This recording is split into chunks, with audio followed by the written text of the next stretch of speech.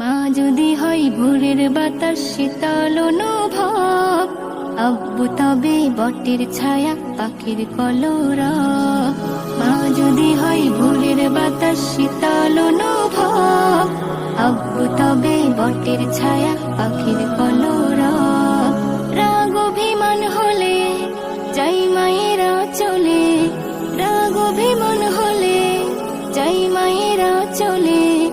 আব্বু মাথায় হাত বুলালে যাই ভুলে যাই সব। মা যদি হয় ভোরের বাতাস শীতল অনুভব, আব্বু তবে বটের ছায়া পাখির কলরব।